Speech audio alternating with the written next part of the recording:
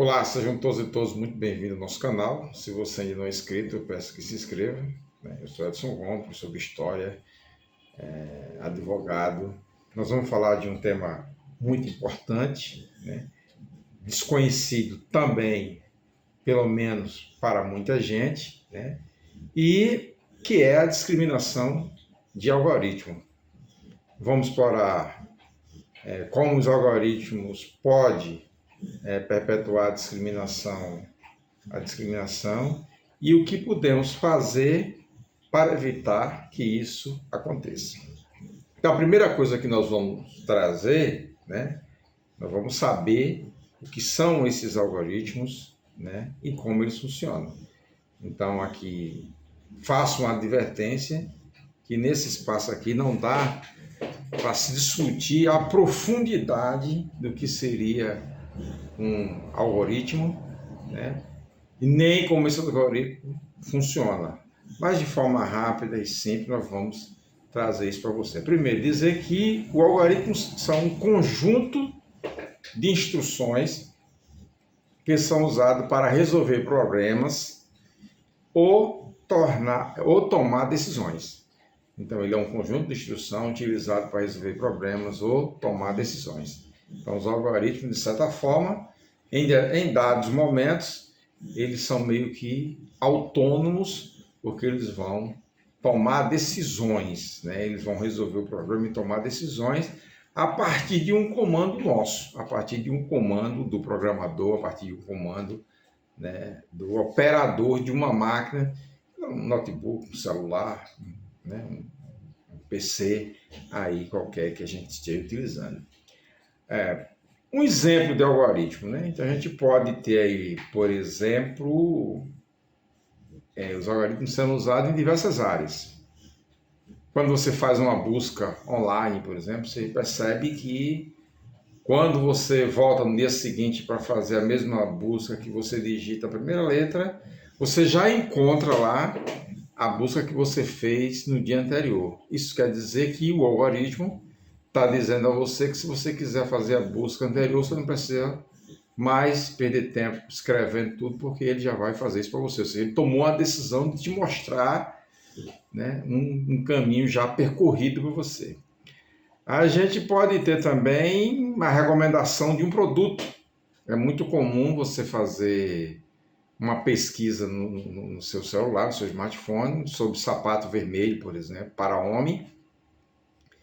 E os algoritmos vão entender que você está procurando sapato vermelho. Então eles tomam a decisão, alguém os programou para isso, eles tomam a decisão de te mostrar toda vez que você pega o seu smartphone, você abre a página lá, uma página de pesquisa, aparece para você, logo de imediato ali, aparece o chamado, o sapato vermelho tão sonhado que você tinha procurado, que você tinha falado, Outra coisa que a gente vê muito, hoje todo mundo faz o GovBR, tá? É normal. Toda vez que você vai entrar numa página do governo, você faz o GovBR. E no GovBR você se depara com o reconhecimento facial. Então, os algoritmos, não existe uma pessoa do outro lado, é uma máquina, um programa, ele vai ler os principais pontos do seu rosto, o conjunto de pontos que formam o seu rosto dentro daquele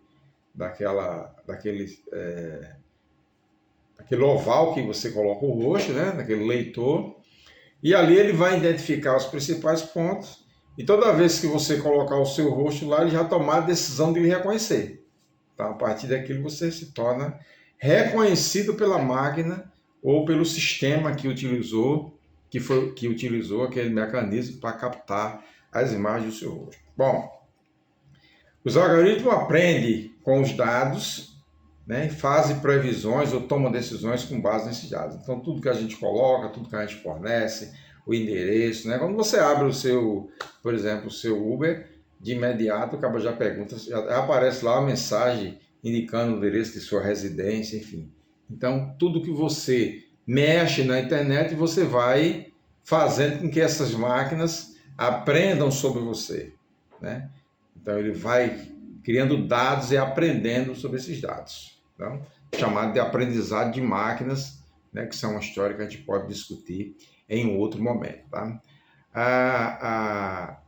Então, o que seria essa discriminação de algoritmo? Né? O que seria isso? Como que a gente pode imaginar que pessoas pretas, pessoas gordas, né, pessoas com deficiências, pessoas autistas, pessoas com síndrome de Down, elas podem, né, de repente, serem recusadas, né, através de reconhecimento facial, através da sua escrita, através, né, de dados que são colocados para essas máquinas, né, a pessoa pode ser recusada em função, né, dessas características que a pessoa tem, Então isso, se essa recusa, se essa recusa provoca na pessoa um constrangimento, impede ela de ter acesso a algum bens ou serviço, aqui está caracterizado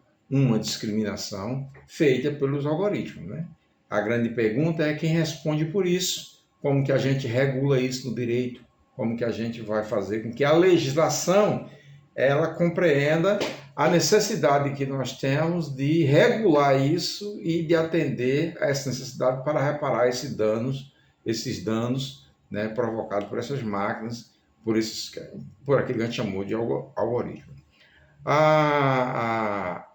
Nós podemos entender que o impacto dessa discriminação pode perpetuar, por exemplo, a desigualdade, a injustiça, né? Então, são consequências graves que essa discriminação por algoritmo pode acarretar.